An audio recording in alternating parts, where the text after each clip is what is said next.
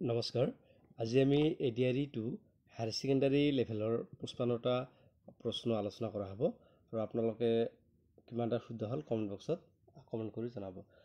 Question number 1 দি আছে আহোমসকলৰ শেষ ৰাজধানী ক'ত আছিল আৰু ইয়াৰ এনসাৰটো হ'ল যে আহোমসকলৰ শেষ ৰাজধানী আছিল যোৰহাটত। নেক্সট কুৱেশ্যন নম্বৰ 2 দি আছে অলকানন্দ গানৰ লাইৰিচিষ্ট কোনে দিছিল আৰু অলকানন্দৰ গানৰ লাইৰিচিষ্ট মৈত্ৰীয়ে পাটলে দিছিল। নেক্সট কুৱেশ্যন নম্বৰ 3 দি আছে যে চিলভাৰৰ ৰাসায়নিক সংকেত কি আৰু চিলভাৰৰ ৰাসায়নিক সংকেত হ'ল Ag। কুৱেশ্যন নম্বৰ 4 দি আছে 2024 1 জানুৱাৰী মতে আমেৰিকাৰ ৰাষ্ট্ৰপতি কোন হয় আৰু 2024 1 জানুৱাৰী মতে আমেৰিকাৰ ৰাষ্ট্ৰপতি Joe Biden. Next question number 5 দি আছে শংকৰদেৱৰ আইতাকৰ নাম কি আছিল? শংকৰদেৱৰ আইতাকৰ নাম হ'ল খেৰসুতি।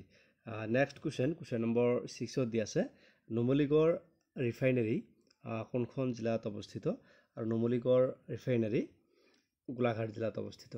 নেক্সট কুৱেশ্যন নম্বৰ 7 দি আছে ৰঞ্জু হাজৰিকাৰ প্ৰকৃত নাম কি আৰু ৰঞ্জু হাজৰিকাৰ প্ৰকৃত নাম হ'ল কুমুদ চন্দ্ৰ হাজৰিকা।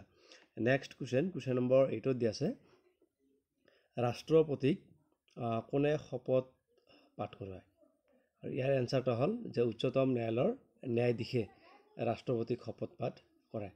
নেক্সট কুৱেশ্যন নম্বৰ 9 দি আছে নীতি আয়োগৰ সভাপতি কোন আৰু নীতি আয়োগৰ সভাপতি হ'ল প্ৰধানমন্ত্ৰী। নেক্সট কুৱেশ্যন নম্বৰ 10 দি আছে ৰংমিলিৰ হাঁহি কাৰ ৰচনা আৰু ইয়াৰ এনসাৰটো হ'ল যে Rongbong Terang.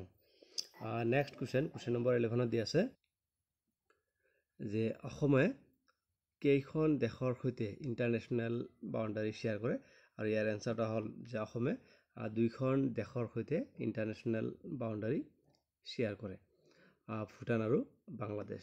Next question number 12 দি আছে যে গ্ৰীণলেণ্ড কোনখন মহাদেশত আছে আৰু গ্ৰীণলেণ্ড নৰ্থ আমেৰিকা মহাদেশত আছে। 13 দি আছে ভাৰতৰ উপৰাষ্ট্ৰপতিগৰাকীৰ নাম কি আৰু ভাৰতৰ উপৰাষ্ট্ৰপতিগৰাকীৰ নাম হ'ল Jagdeep Dhankhar. Next question number 14 দি আছে টোকলাই টি ৰিচাৰ্চ ইনষ্টিটিউট ক'ত অৱস্থিত আৰু টোকলাই টি ৰিচাৰ্চ ইনষ্টিটিউট যোৰহাটত অৱস্থিত। নেক্সট কুৱেশ্যন নম্বৰ 15 দি আছে বসুন্ধৰা আঁচনি কিহৰ লগত জড়িত হয় আৰু বসুন্ধৰা আঁচনি ভূমি বা মাটিৰ লগত জড়িত হয়। নেক্সট কুৱেশ্যন নম্বৰ 16 দি আছে 5.0 pH দ্ৰব্যটো কি হয় আৰু 5.0 pH দ্ৰব্যটো অম্ল হয়। নেক্সট কুৱেশ্যন 17 দি আছে লায়ন অফ মহীশূৰ নামেৰে কাক জনা যায় আৰু লায়ন অফ মহীশূৰ নামেৰে টিপু চুলতানক জনা যায়। নেক্সট কুৱেশ্যন নম্বৰ 18 দি আছে হাইফেনৰ সাংকেতিক চিহ্ন কি হয় আৰু ইয়াৰ এনসাৰটো সকলোৱে জানে যে হাইফেনৰ সাংকেতিক চিহ্ন কি হয় আৰু কুৱেশ্যন নম্বৰ 19 দি আছে শান্ত শিষ্ট হৃষ্টপুষ্ট কাৰ ৰচনা আৰু শান্ত শিষ্ট হৃষ্টপুষ্ট ভৱেন্দ্ৰনাথ শইকীয়াদেৱে ৰচনা কৰিছিল। নেক্সট কুৱেশ্যন 20 দি আছে যে 80ৰ পৰা 100ৰ ভিতৰত কিমানটা মৌলিক সংখ্যা আছে? এনসাৰটো হ'ল যে 3টা। 80ৰ পৰা 100ৰ ভিতৰত 3টা মৌলিক সংখ্যা আছে 83, 89 আৰু 97। নেক্সট কুৱেশ্যন যে দ্বিতীয় বিশ্বযুদ্ধৰ সময়ত অক্ষ বাহিনীত কোনখন দেশ আছিল আৰু 3খন দেশ আছিল Germany, Italy and Japan. Next question 23 দি আছে সিন্ধু উপত্যকাত গঢ়ি উঠা সভ্যতাৰ নাম কি আছিল? ইয়াৰ এনসাৰটো হ'ল যে Harappa Indus civilisation. Next question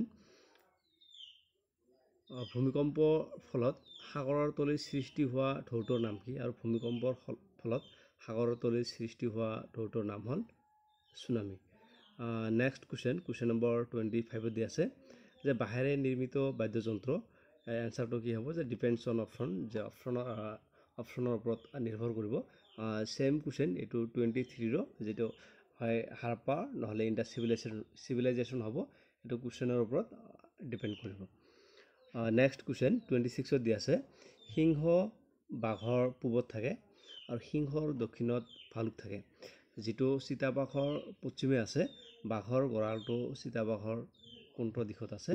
ইয়াৰ এনসাৰটো হ'ব নৰ্থ ৱেষ্টত আছে। কুৱেশ্যন নম্বৰ 27 দিয়া আছে 5টা ক্ৰমিক অযুগ্ম সংখ্যাৰ যোগফল 95। আটাইতকৈ ডাঙৰ সংখ্যাটো কি আৰু ইয়াৰ আটাইতকৈ ডাঙৰ সংখ্যাটো হ'ব 23। 28 দিয়া আছে কাঞ্চীপুৰম শাড়ী কোনখন ৰাজ্যত উৎপাদন কৰা হয় আৰু কাঞ্চীপুৰম শাড়ী তামিলনাডু ৰাজ্যত উৎপাদন কৰা হয়। নেক্সট কুৱেশ্যন 29 দিয়া আছে যে ভাৰতৰ উত্তৰ পূব দিশত থকা পৰ্বতৰ নাম কি আৰু ইয়াৰ এনচাৰটো হ'ল যে পূৰ্বাঞ্চল হিলছ। 30 দিয়া আছে কোনখন দেশ সাগৰৰ উপকূলত অৱস্থিত নহয় আৰু ইয়াৰ এনচাৰটো হ'ল যে আফগানিস্তান সাগৰৰ উপকূলত অৱস্থিত নহয়। নেক্সট কুৱেশ্যন 31ত দিয়া আছে জালিয়ানৱালাবাগ ক'ত অৱস্থিত আৰু জালিয়ানৱালাবাগ পঞ্জাৱ দেশৰ অমৃতসৰ চহৰত অৱস্থিত। নেক্সট কুৱেশ্যন 32 দিয়া আছে নয়নমণি শইকীয়াই খেলা খেলবিধৰ নাম কি আৰু নয়নমণি শইকীয়াই খেলা খেলবিধৰ নাম হ'ল লন বল। নেক্সট কুৱেশ্যন 33 দিয়া আছে আটাইতকৈ পুৰণি বেদখনৰ নাম কি আৰু আটাইতকৈ পুৰণি বেদখনৰ নাম হ'ল ঋগ্বেদ। 34 দিয়া আছে সাগৰৰ ভাপ আৰু ঢৌৰ ফলত কি সৃষ্টি হয় সাগৰৰ ভাপ আৰু ঢৌৰ ফলত গেছৰ সৃষ্টি হয়।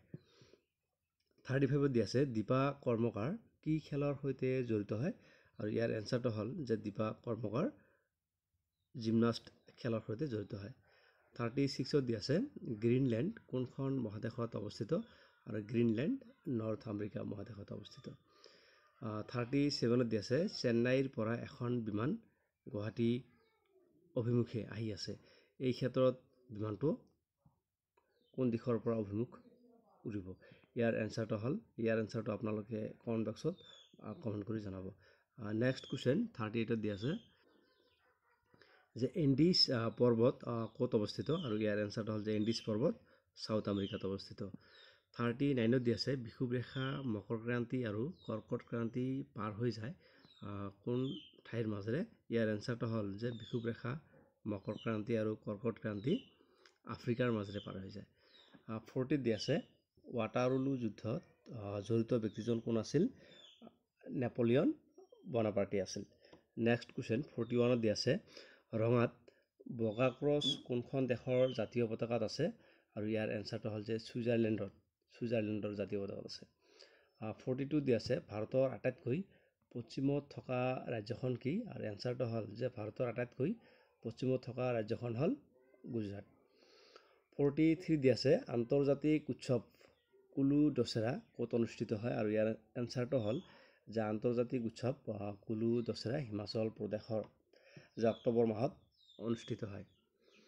44 দিয়া আছে গ্ৰেট বেৰিয়াৰ ৰীফ কোনখন মহাদেশৰ ওচৰত হয় ইয়াৰ এনচাৰটো হ'ল যে অষ্ট্ৰেলিয়া নৰ্থ ইষ্ট কোষ্ট। 45 দিয়া আছে এইবোৰ ইংৰাজীত হয় যে অপজিট ৱাৰ্ড বিপৰীত শব্দ স্বৰ ইয়াৰ এনচাৰটো হ'ল জয়।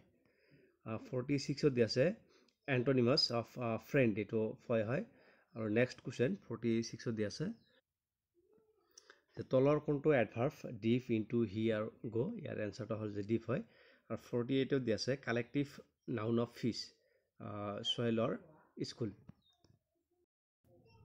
আজি আমি এই 47টা প্ৰশ্নৰ উত্তৰ আলোচনা কৰা হ'ল আৰু ইয়াৰ পিছৰখিনি নেক্সট ভিডিঅ'টোত আলোচনা কৰা হ'ব আৰু যদিহে চেনেলটো ছাবস্ক্ৰাইব কৰা নাই প্লিজ ছাবস্ক্ৰাইব কৰি বেল আইকনটো অন কৰি ল'ব আৰু যদিহে আপোনালোকে ফেচবুক চাই ফেচবুক পেজ আছে শ্বাহী ইনফৰমেশ্যন আৰু ইউটিউব চেনেলত চালে শ্বাহী ইনফৰমেশ্যন চেনেলটোত পাব।